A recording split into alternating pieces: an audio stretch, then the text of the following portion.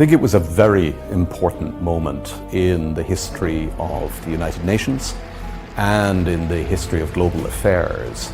The first thing that it did was the obvious one. It brought the reality of inclusion and representation in the United Nations into line with what was actually the reality in the world, right? So it corrected a misrepresentation. It brought into the most senior levels of United Nations leadership within the structure of the Security Council of the United Nations a very powerful voice from the Global South. China, as a country from the Global South, brought a very unique, and it continues to bring, a very unique voice and participation to global affairs and to the United Nations. China's engagement in the United Nations went through a number of different phases, and so you've seen China move from being a beneficiary country of development assistance to a very considerable contributor of development assistance around the world, and of course of contribution to the UN's budget.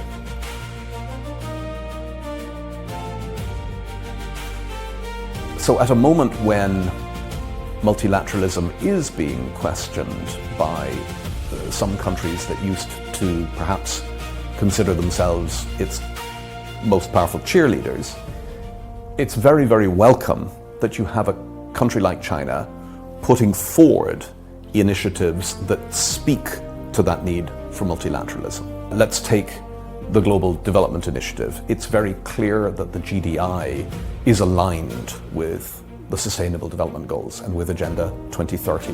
The Deputy Secretary General recently described the GDI as a welcome necessity.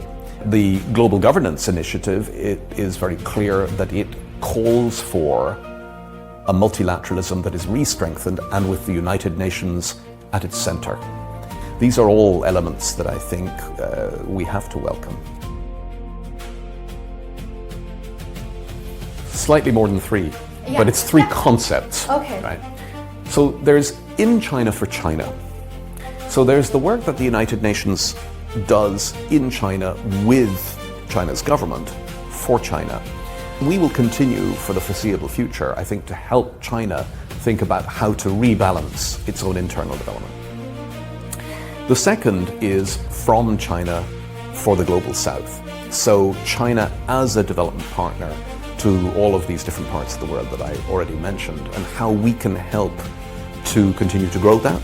And then the third is thinking about China in and for multilateralism. Multilateralism is in a bit of a hard place. It needs some reinvention. It needs some re-dynamization. So China within multilateralism, re-dynamizing the United Nations and helping us shape our work for the future. So those are the three things that I want to work on. In China for China, from China for the Global South, and from China to multilateralism.